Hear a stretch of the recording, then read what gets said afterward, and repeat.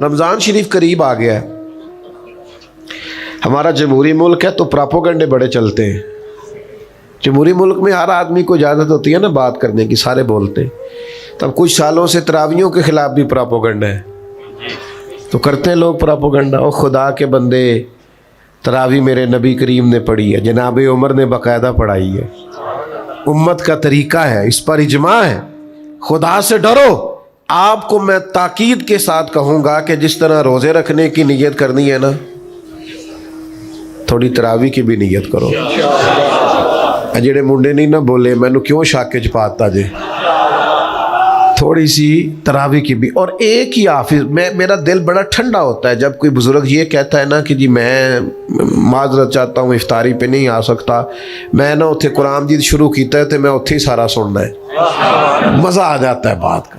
یعنی حافظ قرآن کے ہیں، عالم بھی ہیں، قاری بھی ہیں. اب ضرورت ہے قرآن کے عاشقوں کی کہ رکے آتے ہیں نا محفلوں میں کہ فلانی نعت سناؤ. اللہ کرے آپ رکا بھیجا کریں کبھی محفل میں کہ سورۃ رحمان سناؤ. قاری صاحب کو رکا آیا ہو کہ سورہ ملک سنائیں، سورہ ابراہیم کی تلاوت، یہ بھی رکے بھیجو یہاں تاکہ آپ کو بہترین تلاوتیں سننے کو ملے. بہت زبردست کر کے قرآن مجید پڑھنا ہے رمضان میں. ایک سپارہ ترجمے سے آپ پڑھیں پہلے دن میں، رات کو پھر اس کو سنیں. آپ ترجمے سے دن میں پڑھ کے رات کو سنیں گے تو آپ کو ذائقہ ہوگا کہ یہ کیا تلاوت ہو رہی. اور ایک ہی جگہ پورا قرآن مجید سنیں.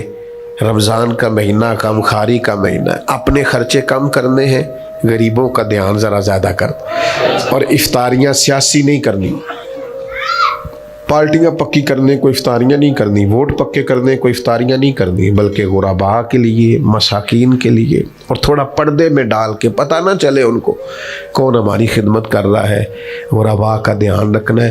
کپڑے شپڑے بھی شعبان میں ہی سلوا لیں، رمضان کا مہینہ بازاروں میں نہیں پھرنا. اللہ اللہ کرنی، کوشش کرنی ہے قرآن مجید سے اور عبادت سے جڑیں. اس سے پہلے سارے انتظامات کر لیں. دور جاہلیت پر جب ہم نظر ڈالتے ہیں تو اس دور کے بے شمار مسائل تھے. سب سے بڑا مسئلہ عقائد کا تھا. لوگ کفر میں، شرک میں مبتلا تھے. درجنوں بیسیوں بتوں کی معاذ اللہ عبادت کرتے تھے.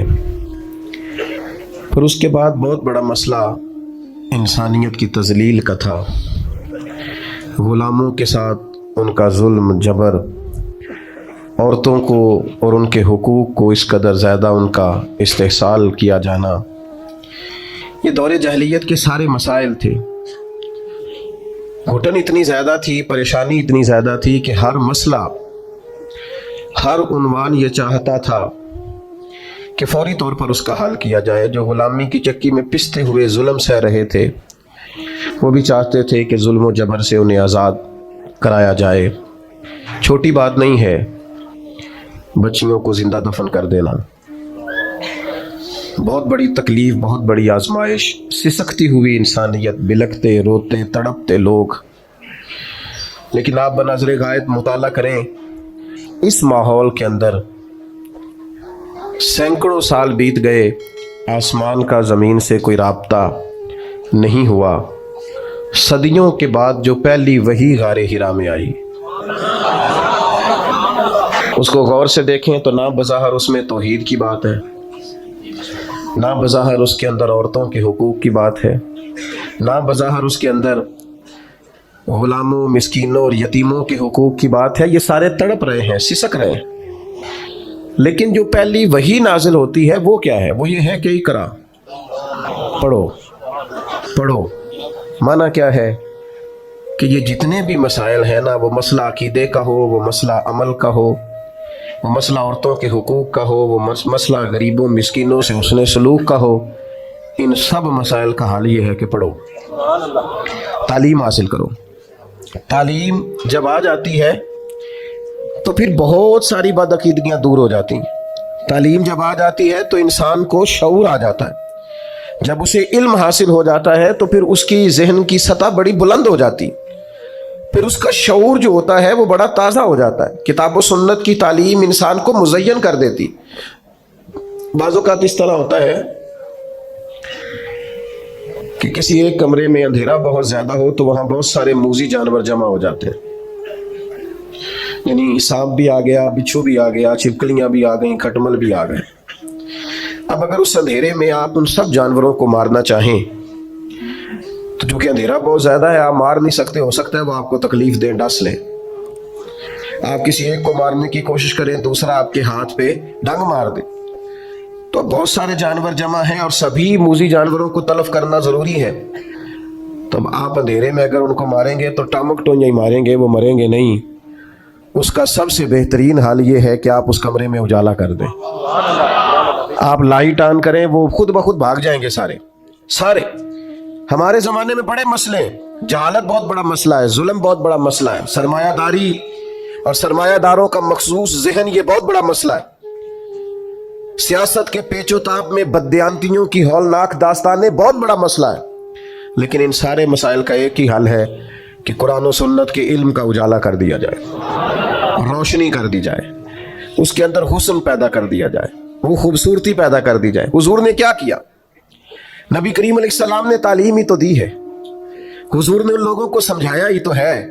نبی پاک علیہ السلام نے انہیں بتایا کہ اللہ کے سوا کوئی عبادت کے لائق نہیں، اور بار بار تنبیہ فرمائی، مختلف زاویوں سے سمجھایا، مختلف انداز سے سمجھایا۔ کچھ صحابہ مختلف علاقوں کے سفر پہ گئے تو واپس آن کر کے انہوں نے عرض کیا کہ یا رسول اللہ صلی اللہ تعالیٰ علیہ وسلم، وہاں ہم نے لوگوں کو اپنے سرداروں کو سجدے کرتے دیکھا ہے۔ تو حضور آپ تو پھر ساری کائنات کے بڑے سردار ہیں، تو ہمارا بڑا دل کرتا ہے۔ تو اللہ کے حبیب نے کیا فرمایا؟ فرمایا سجدہ سوائے رب کے کسی کو جائز نہیں ہے۔ حضور نے تاکید کر دی، ان کو علم دے دیا، ان کا شعور بلند ہو گیا، وسعت قلبی حاصل ہو گئی۔ آپ یقین کریں یہ عقیدہ توحید آدمی کو اتنا طاقتور کر دیتا ہے، اتنا طاقتور کر دیتا ہے کہ بڑے بڑے بت ایک جملے سے پاش پاش ہو جاتے ہیں۔ حضرت حبیب بن زید انصاری رضی اللہ تعالیٰ عنہ جب مسلمہ کذاب کے دربار میں گئے تھے تو وہاں کا اصول تھا جو آتا تھا جھکتا تھا، لیکن جب آپ پہنچے ہیں تو جتنے لوگ دربار میں موجود تھے سب سے کم قیمت کا لباس آپ کا تھا، سب سے سادہ انداز آپ کا تھا، سب سے سادہ قسم کے گھوڑے سے آپ اترے تھے، لیکن چونکہ جو جاتا تھا جھکتا تھا۔ حضرت حبیب بن زید انصاری اترے، نیزہ زمین پہ رکھا، اپنے رب کا نام لے کے جب انہوں نے گردن اٹھائی تو کچھ لوگوں نے مطالبہ کیا کہ یہاں تو جھکنے کا مزاج ہے۔ فرمایا ہم صرف رب کے سامنے جھکتے ہیں، یہ محمد عربی کی تعلیم کا نتیجہ ہے۔ میرے پاس ایک ہی سجدہ تھا، نہ یہاں کیا نہ وہاں کیا، ہم محض اللہ کے سامنے جھکتے، ہمارا یہ مزاج ہے۔ عقیدہ توحید نے ہمیں طاقتور کر دیا۔ مجھے بتائیے یہ کتنی بڑی طاقت انسان کو ملتی ہے کہ رازق کون ہے؟ کبھی کسی کی جیب دیکھ کے بندے کا دل نہیں للچاتا، کبھی کسی کا بنگلہ دیکھ کر وہ پریشان نہیں ہوتا، کبھی کسی کی بڑی گاڑی اس کے دل کے اندر کسی قسم کا مد و جزر پیدا نہیں کرتی، وہ کہتی ہے میرا رازق۔ یہ تعلیم طاقتور کر دیتی ہے بندے کو، یہ شعور کے رازق اللہ ہے، یہ مضبوط کر دیتی ہے۔ لوگ بلند ہو جاتے ہیں، سوچیں بڑی ہو جاتی، وہ دولت حاصل کرنے کا کوئی ناجائز رستہ اختیار نہیں کرتے، وہ حصول مال کے لیے کوئی غلط راہ اختیار نہیں کرتے، وہ کہتے ہیں مجھے دینے والا میرا۔ ہارون رشید آ رہا تھا حج کر کے، تو حضرت بہلول دانا رحمت اللہ علیہ ایک چھوٹے سے پہاڑ پر ٹیلے پر بیٹھے تھے، تو ہارون رشید آ رہا تھا، اونٹنی پہ بیٹھا تھا، تو دائیں بائیں لوگ تھے نعرے لگا رہے تھے۔ تو ظاہر ہے کہ یہ جو نعرے شعرے ہوتے ہیں یہ تسکین نفس کا باعث بھی بنتے ہیں، کئی دفعہ اللہ محفوظ فرمائے۔ یہ پروٹوکول کسی وقت بندہ محسوس کرتا ہے کہ دیکھا میری کتنی شان ہے، یہ بڑا نقصان کرتے، روحانی طور پر بڑے مضر ہوتے ہیں ان کے اثرات۔ تو بادشاہ جو تھا نا وہ ہلکا ہلکا مسکرا رہا تھا، دائیں بائیں نعرے لگ رہے تھے نا حج کر کے آیا ہے۔ تو اچانک بادشاہ کی نظر پڑی تو حضرت بہلول دانا پہاڑ کے ٹیلے پہ بیٹھے مسکرا رہے ہیں، اور بعض مسکراہٹیں بڑی معنی خیز ہوتی ہیں، یعنی وہ نیرا لوگ مسکراتے نہیں، اس میں بڑے بڑے مفاہیم پوشیدہ ہوتے ہیں، اس سے بڑا کچھ چھلکتا ہے۔ تو ہارون رشید کی نظر پڑی تو حیران ہو گیا، سارا کچھ چھوڑ چھاڑ کے تو حضرت بہلول دانا کی خدمت میں گیا، جا کے عرض کرنے لگا حضور آپ کا ہنسنا بڑا انوکھا ہے، آپ ہنس کیوں رہے ہیں؟ آپ کی توجہ ہے میری بات پر؟ آپ کیوں ہنس رہے ہیں؟ تو حضرت بہلول دانا ہنسے اور کہنے لگے ہنس رہا ہوں تیرے خوش ہونے پر کہ یہ جو تیرے لوگ نعرے لگا رہے ہیں نا، یہ تجھ سے پہلے کسی اور کے بھی لگاتے تھے، اور تیرے بعد انہوں نے کسی اور کے بھی لگانے ہیں, تو کہاں خوش ہو رہا ہے؟ یہ کچھ لوگ ایسے ہوتے ہیں جن کی کوئی پارٹی نہیں ہوتی, وہی پارٹی ہوتی ہے ان کی جس کی حکومت ہوتی ہے, تو یہ اس پارٹی کے ممبر ہیں. تو میرے بھائی بڑا مسکرا رہا ہے, خوش ہو رہا ہے. یہ کل کسی اور کے نعرے لگاتے تھے اور تیرے بعد کسی اور کے, یہ کسی اور کے نعرے لگائیں گے. یہ تو کس بات پہ راضی ہے؟ کس تسکین نفس پہ تو مطمئن ہے؟ تو چوٹ لگی, ہارون رشید چپ کر گیا. پھر بادشاہ تھا نا, بادشاہوں کی گفتگو ایسی ہوتی ہے. کہنے لگا حضرت سنا ہے آپ مقروض ہیں, تو کوئی حکم ہوا تو مجھے بتائیے گا. تو حضرت بہلول دانا بڑے غصے سے ہارون رشید سے پوچھنے لگے تیرا رب کون ہے؟ اللہ کرے آپ کو سمجھ آئے میں کیا کہہ رہا ہوں. تیرا رب کون ہے؟ کہا اللہ. تو فرمایا میرا کون ہے؟ اللہ اکبر. اس نے کہا حضور آپ کا بھی اللہ. تو فرمانے لگے ہارون رشید یہ تو نہیں نہ ہو سکتا کہ رب ہارون رشید کو دیتا جائے اور بہلول دانا کو بھول ہی جائے. یہ عقیدہ میرا بڑا مضبوط ہے. میرا رب جب چاہے گا نا وَيَرْزُقْهُ مِنْ حَيْثُ لَا يَحْتَسِبُ, وہ وہاں سے دے دے گا جہاں سے کبھی گمان بھی نہیں گیا ہوگا. لہذا تو جا, مجھے تیری ضرورت نہیں. بھائی عقیدہ توحید کا علم اور یقین یہ طاقتور کر دیتا. آج کل لوگ بڑا ڈرتے ہیں پر لوگوں سے, لوگ بڑا گھبراتے ہیں پر لوگوں سے, لوگ بڑا شرماتے ہیں پر ایک لفظ ہے جس نے جینا لوگوں کا مشکل کر دیا. وہ لفظ ہے, وہ جملہ ہے, لوگ کیا کہیں گے. اس نے جینا مشکل کر دیا. لوگ کیا کہیں گے. او بھائی آپ جو مرضی کر لیں, لوگ پھر بھی کچھ نہ کچھ کہیں گے. کہنے کے لیے ہوتا ہے نا کچھ نہ کچھ, لوگ پھر بھی کچھ نہ کچھ کہیں گے. لوگ تو کہتے ہیں مخلوق تو فنکار ہے اس درجہ کے پل بھر میں, سنگے در کعبہ سے بھی اسنام تراشے. تم کون ہو, کیا چیز ہے داغ کبابی. لوگوں نے تو جناب مریم پہ بھی الزام تراشے. یہ لوگ کوئی باز آتے ہیں؟ یہ تو جس کے بارے میں چاہتے ہیں بات کرتے ہیں. ان کا مزاج ہوتا ہے. لوگ ڈرتے ہیں پر لوگوں سے سہمے رہتے ہیں, پریشان رہتے ہیں. آپ جس کو حق جان لیں, جس کا علم آ جائے, کتاب و سنت کی روشنی میں جب شعور مل جائے, پھر لوگوں سے ڈرنا چھوڑ دو, فقط اپنے رب سے ڈرو. اور سنو یہ حدیث یاد رکھنا, نبی کریم علیہ السلام نے فرمایا جو رب سے ڈرے گا وہ کسی سے نہیں ڈرے گا, اور جو رب سے نہیں ڈرے گا پھر وہ سب سے ڈرے گا. اللہ سے ڈرے. یہ دیکھو یہ نبی پاک علیہ السلام ہمیں تعلیم دیتے ہیں اور ہمیں فکری توانائی دیتے ہیں. حضور ہمیں روحانی طور پر مضبوط فرماتے ہیں. حضرت عبداللہ ابن عباس رضی اللہ تعالیٰ عنہ کو حضور نے فرمایا اے عبداللہ, اے میرے بیٹے, ایک بات یاد رکھنا, ساری دنیا مل کے بھی تیرا کچھ بگاڑنا چاہے, بگاڑ نہیں سکتی جب تک رب کی حکمت نہ ہو.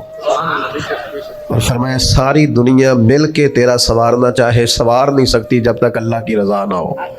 تو بھائی ڈرنا کس بات کا, پریشانی کس بات کی, آزمائش کس بات کی. آپ کتاب و سنت کو پڑھیے, عقیدہ توحید مضبوط کر دے گا, طاقتور کر دے گا. آپ کو کبھی کسی جگہ بھی ڈر کے, سہم کے, جھجک کر وقت نہیں گزارنا پڑے. آپ مضبوط افکار کے مالک ہو جائیں گے. آپ کو فکری توانائی ملے گی. شرط یہ کتاب و سنت کو پڑھیں, تعلیم یہاں سے لیں, اللہ رسول کے ارشادات کی روشنی میں اپنے معاملات کو مرتب کریں, طاقتور ہو جائیں. میں آج دیکھتا ہوں لوگ تیزی سے ڈپریشن, انزائٹی, ذہنی تناؤ, دباؤ اس کا شکار ہو رہے ہیں. کیوں؟ اس لیے کہ وہ لوگوں سے ڈرتے ہیں, لوگوں کے سامنے مطمئن ہونا چاہتے ہیں, وہ لوگوں کے سامنے اپنی وضاحت دینا چاہتے ہیں. جو آپ سے پیار کرتا ہے اسے نفرت نہیں کرنی, اور جو ایک دفعہ مخالف ہو گیا ہے نا, آپ جتنی مرضی دلیلیں دیں, پھر آپ کی صحیح بات بھی اس کو صحیح لگتی, اس کا ذہن بن گیا نا, اس نے کرنی مخالفت ہے. آپ کچھ بھی کر لیں, کسی لحاظ سے بھی کر لیں, کسی طور بھی کر لیں, طاقتور ہو جائیں, مضبوط ذہنی بنیادوں پر زندگی کو استوار کریں. آپ طے کریں کہ یہ چیزیں مضبوط ہیں اور میں نے مدد اپنے اللہ سے لینی ہے. آپ محسوس کریں گے بڑا لمبا سفر بھی جلدی طے ہو جائے گا. بڑے دشوار گزار گھاٹیوں سے آپ بڑی جلدی گزرنے لگیں گے, اور جہاں کوئی بھی اپنا نہیں ہوگا وہاں بھی اللہ مدد کرے گا. آپ کو بظاہر محسوس ہوگا کہ یہاں تو میرے لیے بڑا مشکل ہے آگے بڑھنا, لیکن آپ بڑھیں گے, دیکھیں گے اللہ تعالیٰ اسباب بنائے گا. مسلمانوں نے ہجرت مدینہ سے پہلے ایک ہجرت کی تھی جسے ہجرت حبشہ کہا جاتا ہے.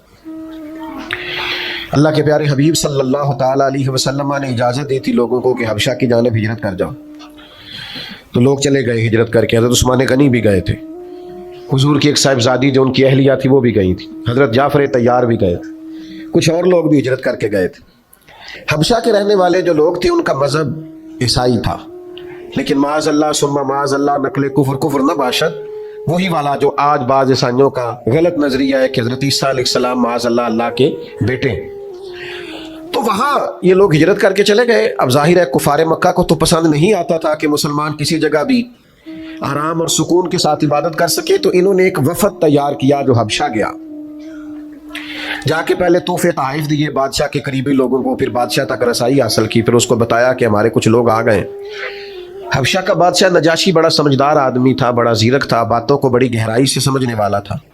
اس نے کہا میں تمہاری رائے سن کے مسلمانوں کو یہاں سے نکالوں گا نہیں, ان کی بھی بات سنوں گا.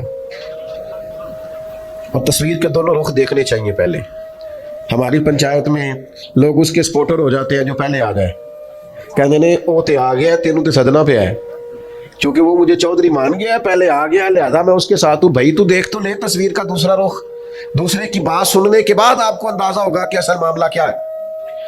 نجاشی کہنے لگے میں ایسے نہیں بھیج دوں گا, میں بلاؤں گا. بلایا, مسلمان آئے. حضرت جعفر طیار رضی اللہ تعالیٰ عنہ اسلام کے پہلے خطیب,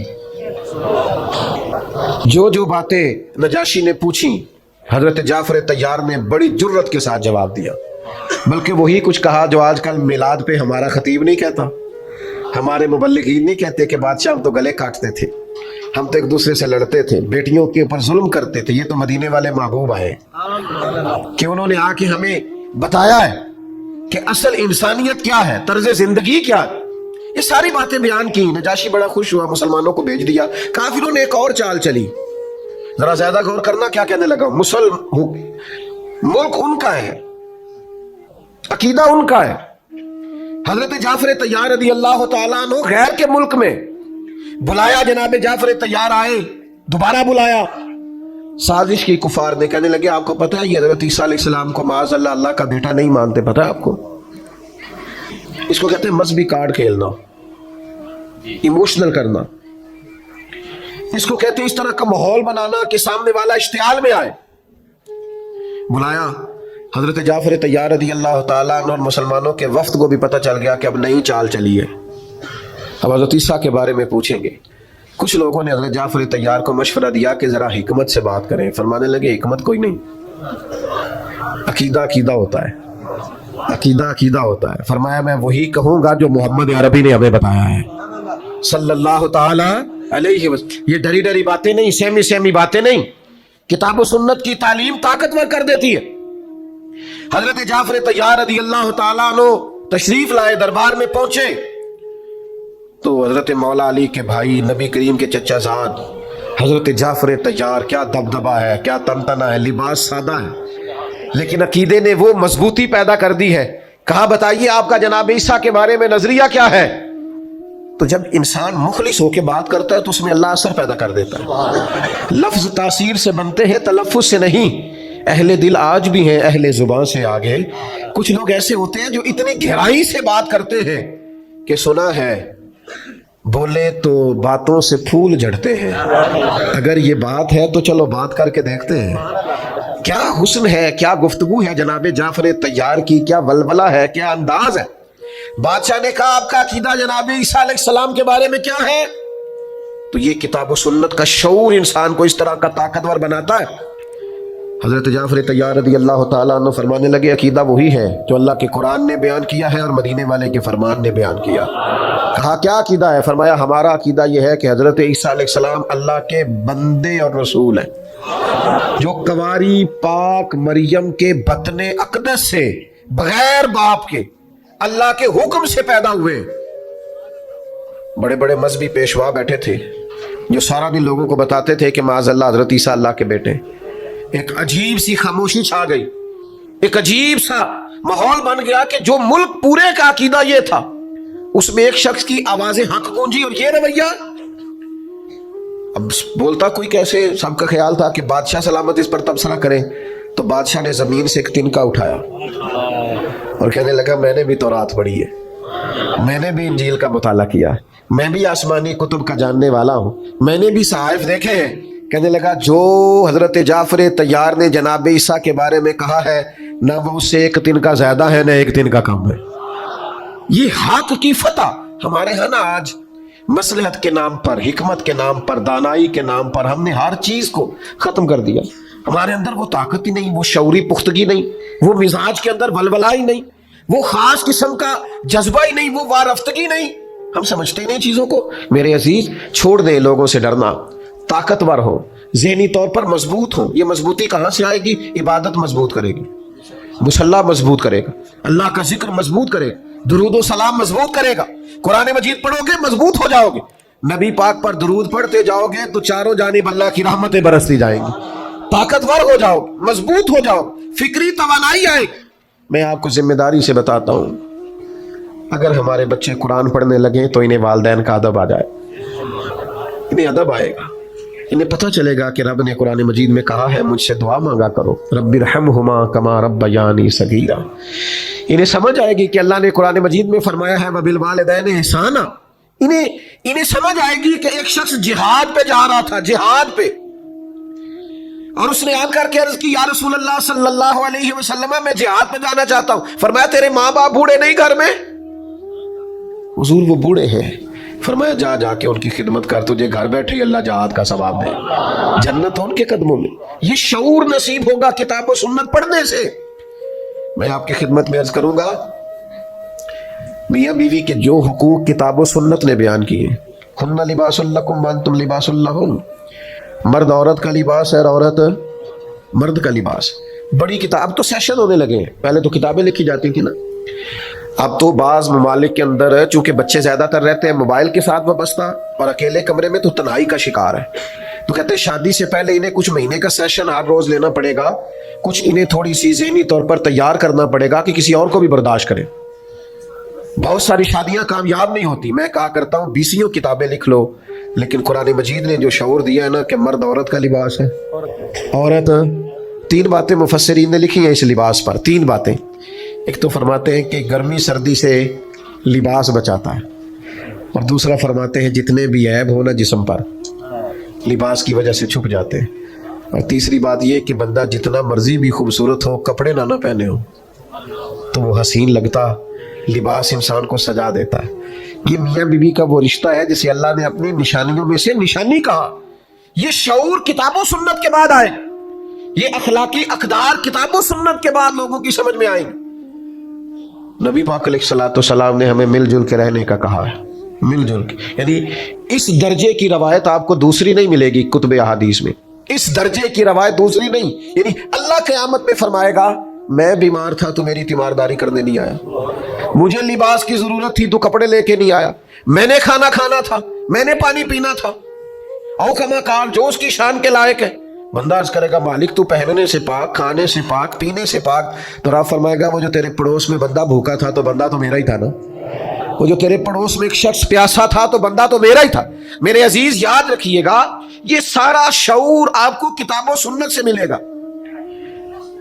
حضور نے فرمایا میں اسے مومن ہی نہیں مانتا جو پیٹ بھر کے کھائے اور اس کا پڑوسی بھوکا سویا رہے. نبی پاک علیہ السلام نے حقوق کا تعین، آپ دیکھیے نا، ایک بڑی خاص بات میں بڑا سوچتا ہوں اس پر. کچھ لوگ نا حضور کی بارگاہ میں آئے، یہ مشکات شریف میں موجود ہے، اور انہوں نے عرض کی یا رسول اللہ صلی اللہ علیہ وسلم یہ ہمارا بھائی آپ کے پاس بیٹھا رہتا ہے اور ہم کام کاج کرتے ہیں.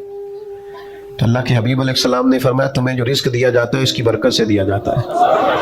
کچھ غریب بہن بھائیوں کی برکت سے بھی انسان کو رزق ملتا ہے. لیکن لوگ سمجھتے ہیں میں بڑا سمارٹ ہوں، میں نے تیاری بڑی کی ہے، میں نے پڑھا بڑا ہے، میں نے کمایا بڑا ہے، میں محنت بڑی کرتا ہوں. سنگیوں اس کو یاد رکھ لینا اور سمجھ لینا یہ سارا انسانیت کا منشور، دستور، شعور یہ کتاب و سنت کی برکت سے سمجھ میں آئے گا. لیکن شرط یہ ہے کہ اقرا، پہلے پڑھو، کتاب و سنت کو پڑھو، اس کا مطالعہ کرو، اس کی گہرائی میں اترو، تھوڑا سا وقت دو. آپ کتاب و سنت پڑھیں گے آپ کو شعور آئے گا. ایک جملہ کہنے لگا ہوں، اس کو یاد رکھنا، جو بندہ قرآن و حدیث پڑھتا ہے اسے جینے کا بھی مزہ آ جاتا ہے اور مرنے کا بھی مزہ آ جاتا ہے. مرنے کا بھی، بولیے، مرنے کا. یہ جب کرونا آیا نا تو مجھے ایک جگہ جانے کا اتفاق ہوا، وہاں زیادہ میڈیکل کے لوگ تھے. بس میں نے زیادہ باتیں نہیں کرنی، سمیٹنے لگا ہوں، توجہ کرنا. تو یہ کرونا کے دنوں میں نا بہت زیادہ خوف پھیلا دیا گیا تھا، لوگ بڑا ڈرتے تھے. یہ کرتا ہے میڈیا کام ہمارا. بڑا خوف تھا، بڑے حالات خراب تھے، لوگ بڑا ڈرتے تھے. تو مجھے کہا گیا کہ یہ سارے میڈیکل کے لوگ ہیں تو آپ تھوڑی سی ان کو نا ذہنی طور پر مضبوطی دیں، یہ بڑے خوف کا شکار ہے. تو میں نے ڈاکٹر صاحب سے کہا، میں نے کہا کہ آپ ڈرتے کیوں ہیں اتنا؟ اللہ مہربان ہے، زندگی موت کا وقت متعین ہے۔ تو وہ کہنے لگے جی ذرا مجمع زیادہ ہو جائے نا چاروں جانب تو میرا دم گھٹنے لگتا ہے، تو قبر تو بند ہوتی ہے، تو مجھے قبر سے بڑا خوف آتا ہے۔ تو میں نے کہا خوف آنے سے کہ آپ قبر سے بچ جائیں گے، جانا تو پڑے گا۔ کہنے لگے جی بڑا ڈر بڑا آتا ہے، میں کانپتا ہوں تصور کر کے۔ تو میں نے کہا جو رب ماں کے پیٹ میں سانسیں چلتی رکھتا ہے وہ قبر میں بھی چلتی رکھے گا اگر چاہے گا۔ تو آپ نے تو سبحان اللہ کہا نا، آپ تو عقیدت مند لوگ ہیں۔ تو وہ ڈاکٹر تھا، وہ نہیں مانا، کہنے لگا وہ تو اماں سانس لیتی ہے تو بچے کو بھی آکسیجن ملتی ہے، نہیں مانا۔ کہنے لگا وہ اماں سانس لیتی ہے، آکسیجن لیتی ہے تو بچے کو اندر ملتی ہے، اس لیے بچہ سانس لیتا ہے، تو قبر میں کیسے آکسیجن آئے گی؟ تو بعض اوقات اللہ تعالیٰ بندے کے ذہن میں بات ڈالتا ہے۔ تو میں نے پھر فوراً ان سے کہا، اللہ نے میرے ذہن میں بات ڈالی، میں نے ان سے کہا کہ وہ جو انڈے سے بچہ نکلتا ہے، اللہ کرے آپ کو سمجھ آئے، وہ زندہ نکلتا ہے کہ ایسے ہی ہوتا ہے؟ وہ نہ صرف زندہ ہوتا ہے، سانس لیتا ہے، بلکہ سونا بھی بڑا ہوتا ہے۔ تو میں نے کہا وہ دیکھو نا وہ کہاں سے سارا معاملہ ہوا؟ تو مجھے کہنے لگا جی یہ تو بات آپ کی ٹھیک ہے۔ تو میں نے کہا رب نے چاہا نا تو وہاں زندگی دی۔ اب میں نے کہا سنو میرا دین کیا کہتا ہے، اب سنو دین کیا کہتا ہے۔ یہ جو مومن کی قبر ہے نا یہ کھڈا نہیں، جو مومن کی قبر ہے یہ گھڑا نہیں، بلکہ حضور نے فرمایا مومن کی قبر باغ ہے، مومن کی قبر اور معمولی باغ نہیں، جنت کے باغوں میں سے باغ ہے۔ اللہ کرے آپ کو سمجھ آئے، باغ اتنا سونا، اتنا پیارا، اتنا حسین باغ ہے قبر کہ جس میں آنکھ کھلے گی تو پہلی زیارت ہی مدینے والے محبوب کی نصیب ہوگی۔ پس مردن فرشتوں نے جو تلاشی لی تو کیا نکلا؟ میں قبر میں گیا تو مرنے کے بعد فرشتے نا میرا کفن ٹٹولنے لگے، بھلا کیا لے کے آیا؟ پس مردن فرشتوں نے جو تلاشی لی تو کیا نکلا؟ فقط ایک دل کے گوشے سے خیال مصطفیٰ نکلا۔ میرے عزیز، مومن کی قبر جنت کا باغ ہے۔ یاد رکھنا، آپ کتاب و سنت کو پڑھیں، جینے میں بھی مزہ آئے گا اور مرنے میں بھی مزہ آئے گا۔ یعنی قبر میں جانا ہے تو وہ کوئی اور ہے جو فنا ہو جائیں گے مر کے۔ موت کو سمجھے ہے غافل اختتام زندگی، یہ ہے شام زندگی، پھر صبح دوام زندگی۔ عرش فرشتے بانگا ملیاں، عرش فرشتے بانگا ملیاں، مکے پہ گئے شور، بلے شاہ اسی نہیں مرنا، یہ مر گیا ہی کوئی ہور، نالے وارث شاہ وہ کدو مر دے جنہ کیتیاں نیک کمائیاں میں، یہ غور پہ آئی کوئی ہور۔ تو آپ کو مرنے کا بھی مزہ آئے گا، شرط یہ ہے کہ زندگی اس منشور کے مطابق گزارو جو کتاب و سنت نے دیا ہے، جیو اس طرح سے کہ جو جینے کا سلیقہ اللہ کے قرآن میں بتایا ہے۔ اللہ کے حضور دعا کرتا ہوں اللہ تعالیٰ اس ادارے کو اور ترقی عطا فرمائے، حضرت نے، اساتذہ نے جو محنت کی ہے اللہ قبول فرمائے۔